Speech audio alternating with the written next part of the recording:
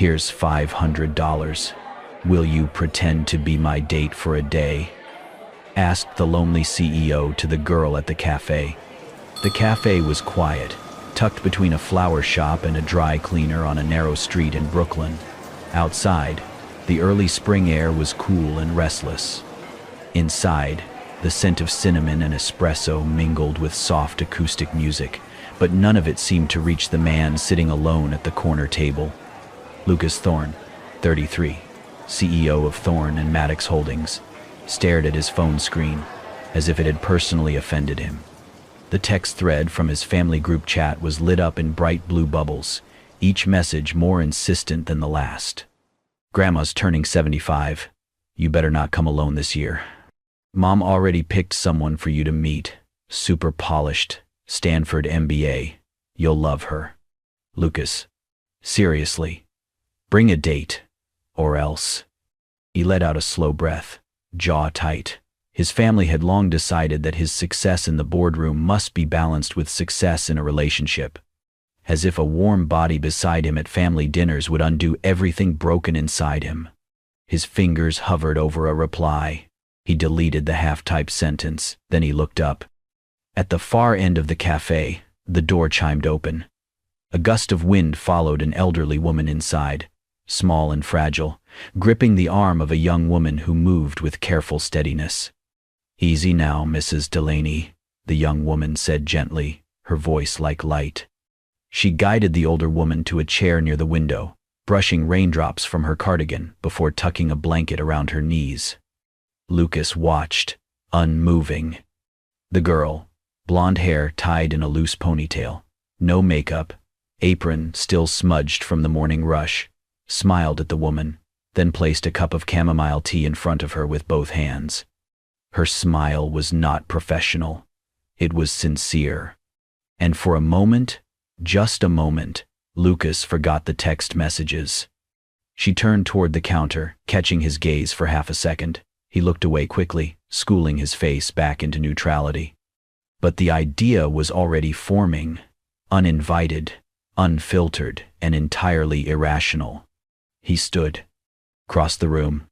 She was punching something into the register when she noticed him. Up close, she looked younger than he expected, maybe 28. Her name tag read, Isla. Can I help you? She asked. Lucas reached into his wallet and pulled out 5 crisp $100 bills. He placed them on the counter, then looked directly into her eyes. I need someone to pretend to be my girlfriend. For one day, tomorrow, it is my grandmother's birthday. I will pick you up, introduce you to my family, and bring you home. That is all.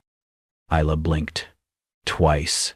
She looked at the money, then back at him. I am sorry, what?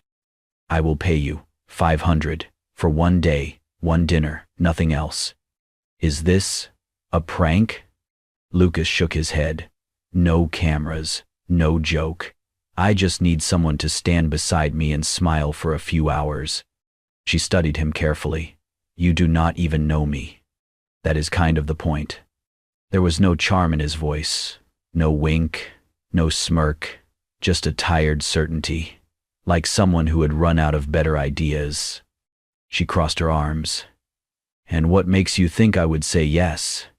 He held her gaze, and for the first time, something softened slightly in his expression.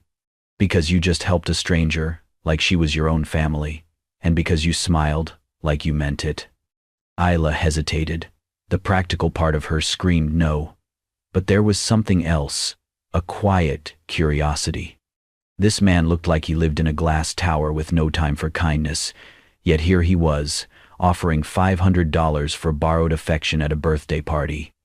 And his eyes, though guarded, held no trace of arrogance. Just exhaustion. All right, she said slowly, but only for the evening. And you have to call me Isla, not some fake name. Lucas nodded. Deal. She reached for the bills, but he held them back. After, he said, not before. She nodded.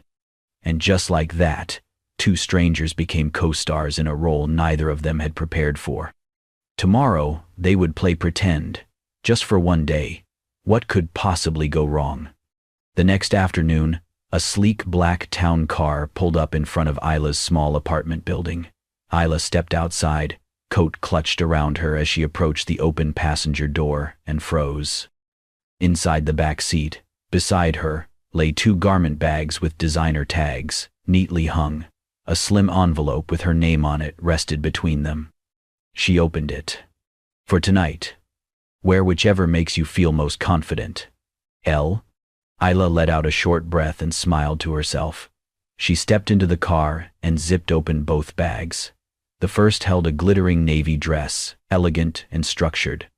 The second, a flowing off-white number, minimal and understated, soft fabric that seemed made for a summer breeze. When Lucas stepped into the car moments later, dressed in a sharp charcoal suit, he noticed instantly that she had chosen neither.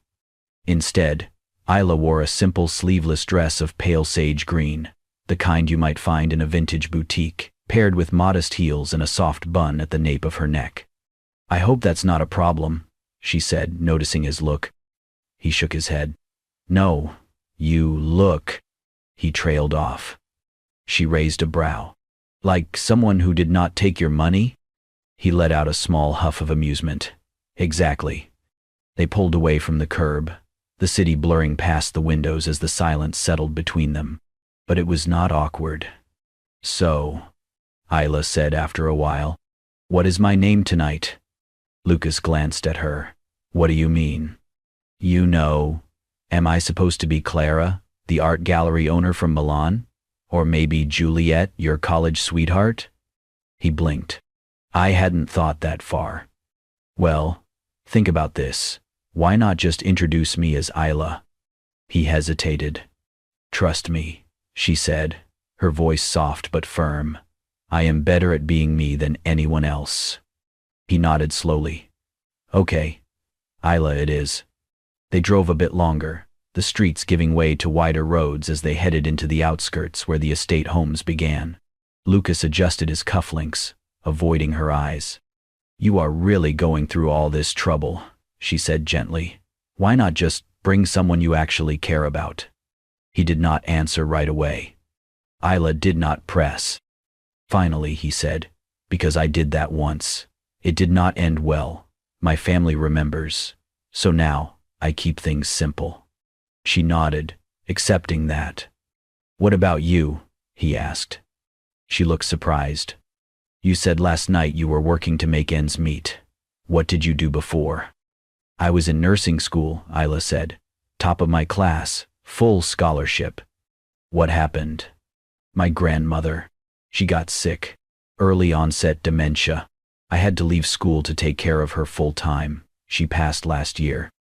Lucas turned his head slightly, watching her from the corner of his eye. "I'm sorry." Isla gave a small smile. "It is life, but I am okay." He found himself studying her, not just the words she said, but the way she said them. No bitterness, no self-pity, just quiet resilience. "You are not what I expected," he said. She tilted her head. "Is that good or bad?" "I am not sure yet." She laughed. "Fair enough." As the car turned onto a private driveway, the Thorne estate came into view, white stone, sprawling gardens, soft lights glowing from within. The kind of place Isla had only ever seen in movies. She took a breath. Lucas glanced at her. "You do not have to go through with this." She looked up at him, her eyes steady. "Hey, it is just one evening, and I did promise I'd try to make your grandmother smile." He stared at her a beat too long. Then, without a word, he stepped out and opened the door for her. She stepped into the evening light, the sounds of music and chatter floating from the open veranda. The night had begun, and Lucas, for the first time in a long time, was not entirely sure he was in control. The Thorne estate was already alive with music and laughter when Lucas and Isla stepped through the grand arched entrance. The foyer opened into a lavishly decorated hall, strung with warm lights and garlands of fresh lilies. Guests mingled, holding crystal glasses, dressed in tailored suits and cocktail gowns. Isla walked beside Lucas, her steps calm and composed, her eyes quietly absorbing the luxury around her. She clutched her small clutch tightly, but her face showed no fear. Just quiet grace. Smile, Lucas murmured, offering his arm. This is the easy part. She smirked. That's what you think. Across the room, a woman stood near the fireplace, her silver-gray hair pinned into an elegant twist, posture upright and commanding despite her age. Martha Thorne, Lucas's grandmother. Her sharp eyes found Lucas instantly, and then shifted to Isla. As they approached, Martha's gaze swept over the pair. Isla extended her hand. Happy birthday, Mrs. Thorne. I'm Isla. There was a pause, just a beat too long, before Martha reached out and took her hand with surprising warmth. Thank you, dear. And please, call me Martha. Their eyes locked for a moment, and Isla knew, somehow, that the older woman had seen right through the act. But Martha just smiled. Behind them, a voice cut through the pleasantries. Lucas. A tall, well-dressed woman approached. Her tone was cool, her expression unreadable. Mother, Lucas said, straightening. Sylvia Thorne. Her eyes moved to Isla. So, this is the young woman you've been keeping from us. Isla smiled politely. It's a pleasure to meet you, Mrs. Thorne. Sylvia gave a tight smile. And what is it you do, Isla? I'm working at a cafe right now, Isla said, her voice even. But I studied nursing before that. Sylvia arched a brow. Interesting. That's quite a pivot. Lucas stiffened, but Isla only nodded, unfazed. Life has its detours. Sylvia offered nothing more, turning back to the other guests. Lucas looked like he might say something, but Isla gently touched his arm. It's okay, she whispered. Let's just enjoy the party. Hours passed in a blur of introductions, laughter, and clinking glasses. Isla moved through the crowd with ease, talking to guests, smiling at children, listening intently to Martha's stories at the table. She did not pretend to belong. She simply did. Lucas watched her from a distance, his guarded exterior still intact, but inside, something in him was shifting. He caught himself smiling, just once, when Isla leaned down to whisper something into Martha's ear, and the older woman laughed aloud, eyes crinkling with genuine joy. Then, it happened. A child, no more than 6, darted through the crowd, bumping into a catering staff member, carrying a tray of tea. The tray wobbled.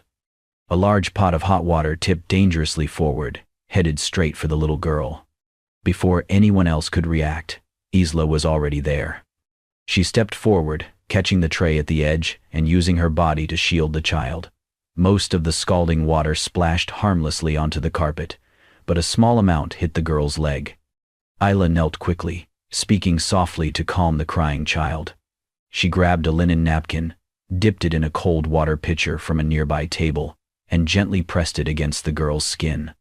It's okay, sweetheart. Just a little sting, she whispered. The room had gone silent. Martha stood slowly, eyes locked on Isla. Lucas pushed through the crowd, his heart in his throat. Is she all right? He asked.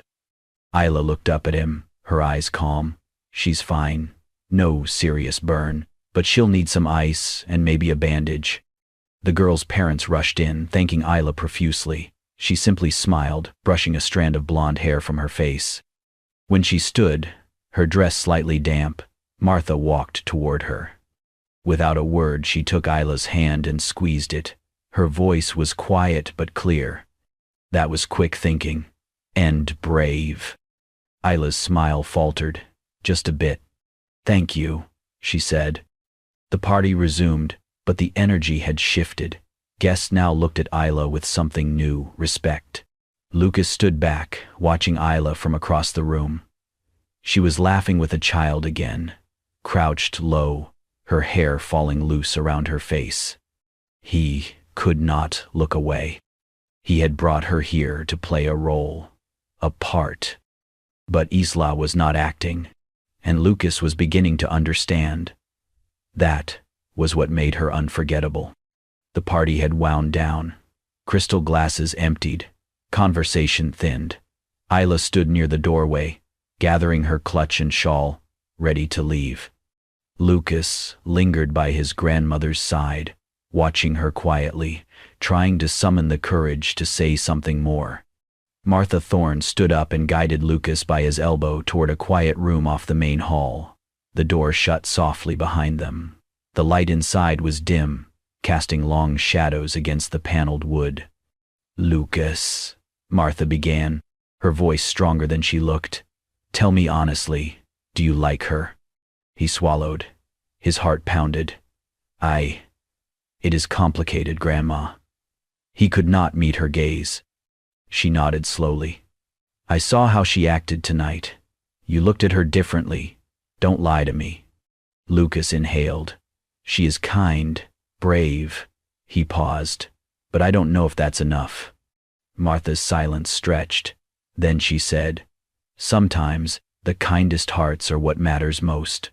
I see in her something real you haven't let yourself want." He wanted to argue, but he had nothing. When he left the room, Martha's eyes held a small, knowing sadness. Out in the hall, the music and chatter had faded. Isla was gone. He stepped into the foyer. At that moment, Isla waited at the entrance hall. Lucas approached. Before he could speak, she held out a small envelope. Inside, 5 crisp $100 bills. "I am returning your money," she said softly. Her voice trembled just a bit. "I truly enjoyed playing your girlfriend, but I won't sell my emotions." Lucas reached for the money, but she drew it back. "Please," she continued, "I did this because you asked. I wanted to make someone you love smile, but if this was just a role, I cannot stay as that." Her eyes glistened. "I hope you understand." Lucas didn't move. The hall felt immense and cold. Guests passed by, unaware. A coat-room attendant folded jackets nearby. Isla turned to leave. Lucas opened his mouth, but the words died.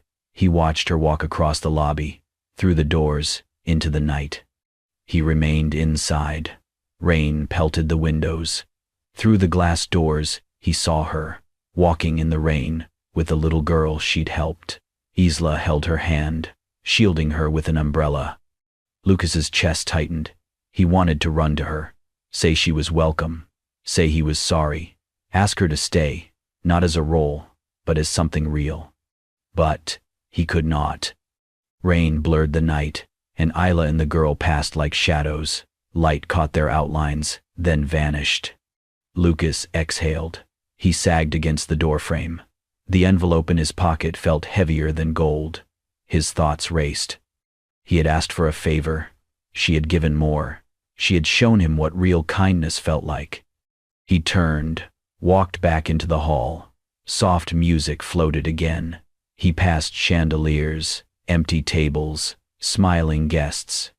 Lucas stopped before Martha's empty chair. He placed his hand on the carved wood, bowed his head. Inside, something broke open, tender, painful, reluctant. He would chase her, ask for another chance, strip away pretense. Because he had begun to care. More than he thought he would. Tonight, the role ended. But the story had just begun. The night after Isla left, Lucas lay awake in his darkened bedroom, staring at the ceiling. Rain tapped the windows, and every memory of her, from the way she steadied that old woman in the cafe, to the way she refused his money, haunted him. He could not sleep. Before dawn, he pulled out his phone and messaged his assistant, "Find me everything on Isla Bennett." By morning, his assistant delivered files, transcripts, addresses, news clippings. Lucas sat at his desk for hours, studying the life of the woman he had asked to pretend to be his date. He discovered Isla had once been a medical student, awarded a full scholarship. She had excelled academically, volunteered at clinics in underserved areas, seemed destined for greatness. Then, her grandmother's illness, progressive dementia, forced her to give up her studies and devote herself to caregiving. After her grandmother passed, Isla took on odd jobs: server, nanny, caregiver, anything to support herself. Through it all, she had remained generous. Reports showed small donations to clinics, quiet acts of kindness in her neighborhood. Lucas closed the folder, heart heavy. Her pride, her sacrifice, her spirit, all of it spoke louder than his money. He went to the cafe where he first met her, stepping into the same warm lights, cinnamon scent drifting in the air. But behind the counter, a replacement stood. The manager told Lucas quietly, "Isla resigned yesterday." He did not offer more. Lucas dropped a bill into the tip jar and left, the emptiness clinging to him. Later that afternoon, Martha fell ill with a mild fever. Lucas canceled all meetings and stayed by her side. He brought her tea, blankets, and hot soup. As he glanced around her room, he saw on her nightstand a small cup of ginger tea and a neatly folded scarf, not items he brought. His fingers trembled. Martha looked up weakly. "Lucas, dear," she croaked, "someone left these last night. I don't know who." Lucas's heart thudded. He rushed downstairs and searched the estate grounds, but she was nowhere. He asked the staff. They said no one came. He realized Isla must have sent them in secret. She was watching, caring. Unable to resist, Lucas began asking around in the medical community, where Isla once studied. He visited the hospital where she had interned, meeting nurses who remembered her as bright, compassionate, always staying late to help patients. One nurse handed him a schedule with Isla's initials, marking where she volunteered that week. Lucas followed the address to a modest elder care center on the outskirts of the city. He parked his car a street away and walked the sidewalk, heart pounding, as twilight descended. Through the windows, he saw her. Isla moving slowly through the hallways, carrying a tray of warm tea, pausing to help an elderly man adjust his pillow, offering a gentle word to a trembling woman. Her golden hair caught the soft lamplight. She was not wearing makeup. Her dress was simple, but she glowed with purpose. He watched her from the shadows, unseen. At one point, Isla paused beside a frail old woman sitting near a courtyard window. She sat beside her, took the woman's hand, and asked quietly, "Would you like some more tea? A blanket?" The woman nodded tearfully. Isla nodded and stood, retrieved a blanket from a nearby cabinet, and draped it over the woman's shoulders. She did not ask for thanks. She only stayed a moment longer, watching the woman's face soften. Lucas's chest tightened. He swallowed hard. He thought of the night at the birthday party, how she had saved that girl from scalding water. He thought of her quiet smile when introduced to Martha. He thought of the money she refused, the acts she performed when no one watched. This was not a performance. This was her. Lucas stepped back into darkness, tears in his eyes. He realized he had brought her into his life for a night, but what he wanted now was to let her stay, if she would. He whispered to himself, "I see you, Isla, more than the part you played, the person you are." Lucas paced in front of his building late one evening, coat collar turned up against the chill. He had cleared his calendar. He had rehearsed his words. He would see her again, Isla. Not for a debt. Not for a favor. He wanted to understand her.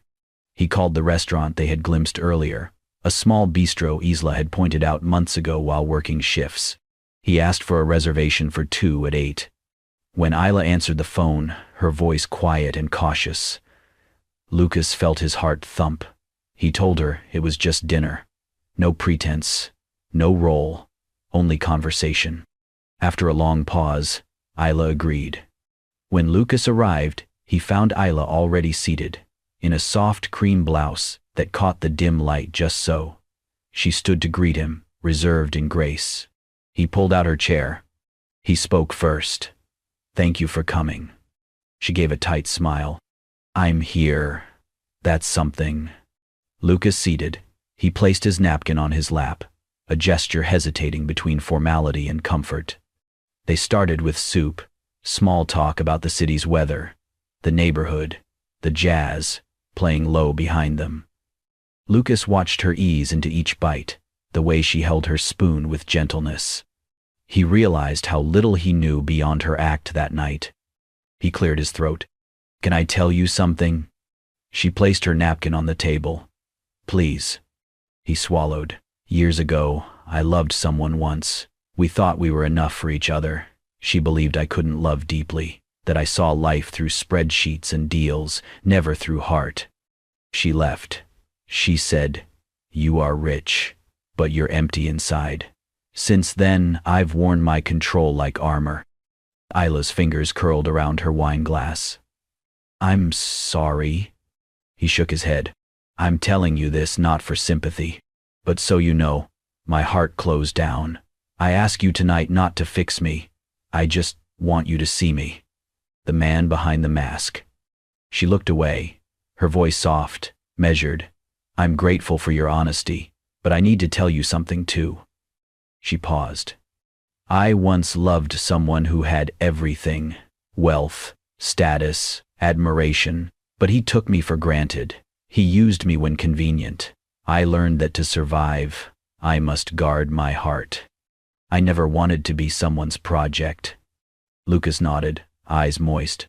"I understand." He touched his chest. "I want to care for you, Isla, not rescue you." They lingered through main courses. She talked about comforting patients, small victories, the way a child's thank you could heal more than medicine. He listened, fully, leaning forward, and she felt that. When the meal ended, they walked side by side down the lantern-lit street toward her modest apartment. Rain had started, misting the sidewalks. Lucas held the umbrella over both. Outside her door, they hesitated. He looked at her. No flourish, no grand gestures. He said, voice low and earnest, "Last time, you pretended to be my girlfriend. Tonight, I hope to be your friend. Truly." Isla's eyes shimmered. She nodded. She did not step into the doorway. She did not lean in. She held his gaze. And in that moment they stood in silence, neither needing more, neither retreating. A bridge built with soft words and trembling hope. She offered a small smile. "Thank you, Lucas. I would like that." They parted then, gentle and new. Their connection had begun, not with fireworks, but with honesty. The glow from the birthday weekend had faded, but the ripples remained. Despite Martha's clear fondness for Isla, the rest of the family wasn't as warm. Whispers stirred in the halls, skeptical, dismissive. Then came the blow. An anonymous relative, jealous or spiteful, shared a blog post accusing Isla of being a professional date for hire. It twisted the story of the cafe meeting and included a blurred photo of her in uniform. The post spread quickly. Screenshots buzzed in inboxes. Board members exchanged glances. By noon, Lucas had received it 5 times. Isla saw it too, an anonymous forward. She sat on her bed, phone in hand. Her finger hovered over the delete button, then lowered.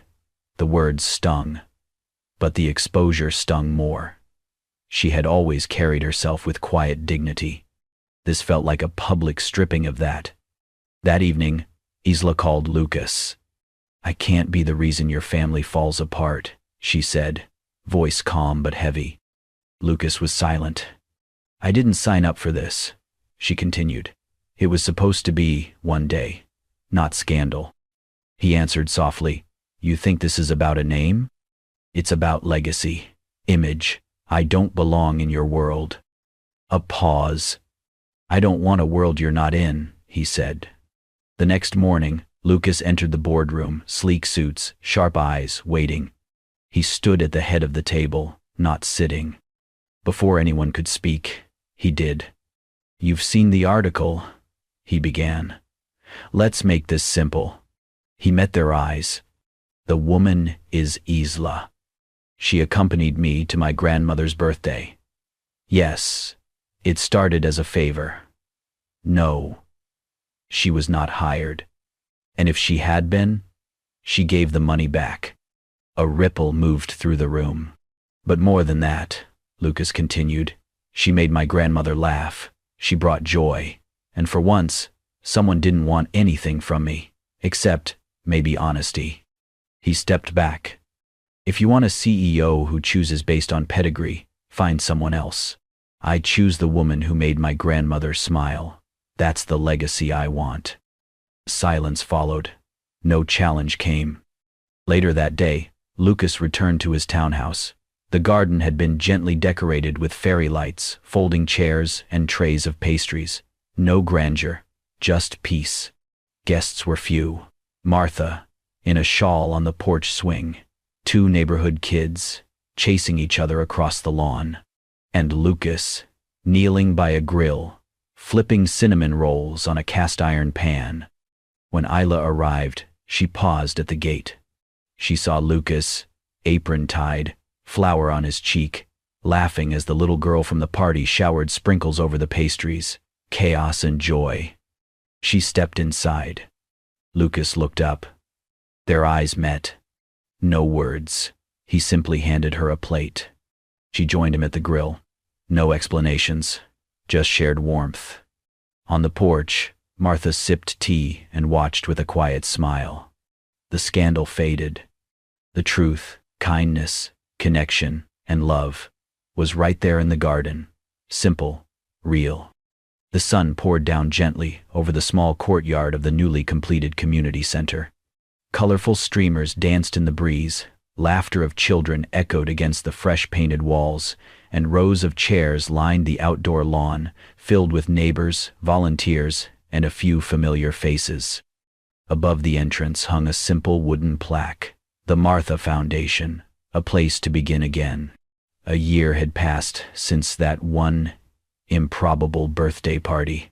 In that time, Lucas and Isla had quietly worked side by side to build something lasting, not just for themselves, but for others. They'd used Lucas's resources and Isla's vision to create a space for children, families, and elders, a center offering meals, classes, medical checkups, and moments of joy. At the front of the crowd, in a deep blue shawl and pearl earrings, sat Martha in a wheelchair. Age had softened her frame, but her eyes sparkled with their usual sharpness. Lucas stepped forward and bent beside her. "Ready, Grandma?" She patted his hand. "I've waited 76 years for a pair of scissors this important." A small round of laughter. Lucas handed her the ribbon-cutting shears. With a strong, sure snip, the red ribbon fluttered to the ground. Applause broke out. Photographers captured the moment, but Lucas barely noticed. His eyes searched for one person. Isla stood by the steps, her blonde hair pinned up simply, wearing a soft yellow dress. A dozen children clung to her skirt, some holding handmade signs that said, "Thank you, Isla," and "We love this place." Lucas walked toward her. The crowd quieted, sensing something else was about to happen. He reached into his pocket and pulled out a small velvet box. No grand speech, no stage, no kneeling. Just Lucas, in the place they'd built together, speaking low enough for only her to hear. "This is where I found you, and where I found myself again. I don't need a perfect life. I just need one with you in it." He opened the box. A simple ring, with a single, delicate diamond nestled in a band of gold. Isla's breath caught. She didn't cry, didn't gasp. She smiled, full and steady, and nodded. "Yes," she said.